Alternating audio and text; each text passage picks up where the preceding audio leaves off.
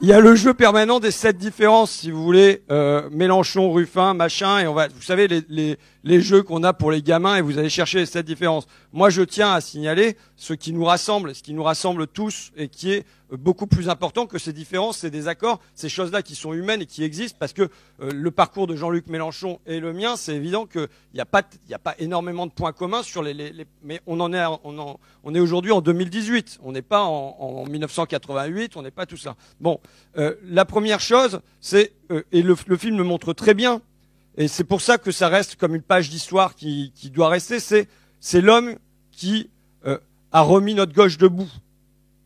Je veux dire, notre gauche qui était en miettes, qui était éclatée, qui est partie de tous azimuts, il l'a remise debout. Il la remet debout à hauteur de 20%, ce qui nous laisse des possibilités d'espérance pour la suite. Et c'est l'homme qui a fait ça, avec son tempérament, avec de la casse, avec parfois peut-être l'éléphant dans un magasin de porcelaine, et ça part. Mais n'empêche que au bout de 10 années, puisque ça part en 2009 et ça arrive en 2017, c'est l'homme qui a remis notre gauche debout. Alors il l'a pas remis tout seul. Il y a eu des gens pour l'entourer, des proches, et puis il y a eu des lutteurs qui se sont retrouvés dans sa démarche. Il y a eu vous, il y a eu des électeurs, il y a des gens qui ont collé des affiches, il y a ce qu'à Fakir on appelle les petites mains, il y a des gens qui ont distribué les tracts, qui ont fait du porte-à-porte, il y a tout ça. Mais à un moment, il y a quelqu'un qui l'a incarné avec son tempérament et qui a tenu ça debout dans la durée. Et c'est Jean-Luc Mélenchon. Et je pense que, quels que soient les reproches qu'on ait à lui adresser, quelles que soient les remarques critiques, il restera une trace de Jean-Luc Mélenchon dans notre histoire politique du XXIe siècle,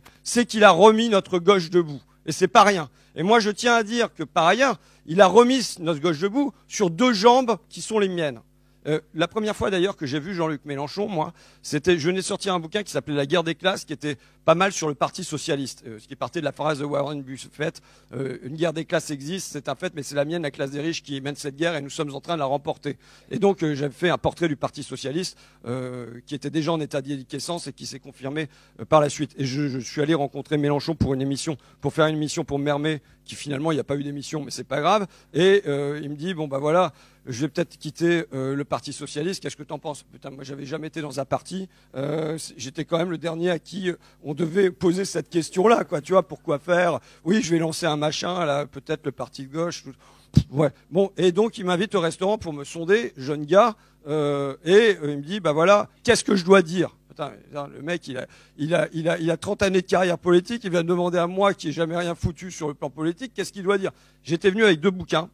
Les 2 bouquins avec lesquels j'étais, parce que comme vous savez, vous rencontrez quelqu'un comme ça, vous êtes quand même impressionné. Donc du coup, vous dites bon, moi, ça va être pire que ce soir, quoi. Donc je viens avec 2 bouquins. Et les 2 bouquins avec lesquels j'étais venu, c'est L'illusion économique d'Emmanuel Todd, c'est-à-dire le volet protectionniste, et c'est Comment les riches détruisent la planète de Hervé Kempf, c'est-à-dire le lien entre l'écologie et le social.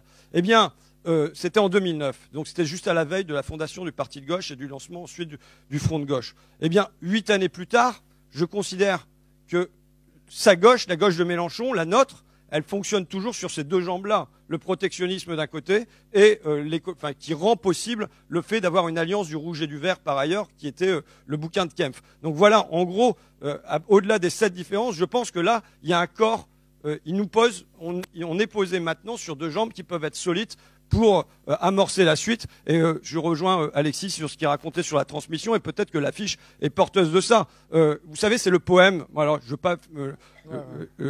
Alexis est vachement meilleur que moi pour tresser des couronnes à Jean-Luc. Mais c'est le poème de Baudelaire. Quand il fait un compliment, il y a toujours un double niveau, voilà. en fait, ça. Mais c'est le poème de Baudelaire sur les phares. Vous savez, je sais pas si vous connaissez, si vous vous souvenez, mais il y a toujours un phare, c'est Rembrandt, c'est machin. Il y a un phare qui nous amène plus loin. Bon, je veux pas dire que Mélenchon est un phare, mais c'est un relais dans notre histoire, dans un moment de ressac, dans un moment où on pourrait être en dépression, où ça va pas bien, où on voit que c'est les libéraux qui gagnent depuis 30 ans et ainsi de suite, eh ben, il nous reste des points d'appui, des points solides. Et ce que je vois dans l'affiche, c'est en effet ça, c'est que le regard est tourné vers l'avenir, et l'avenir, c'est vous, quoi. Je vous remercie.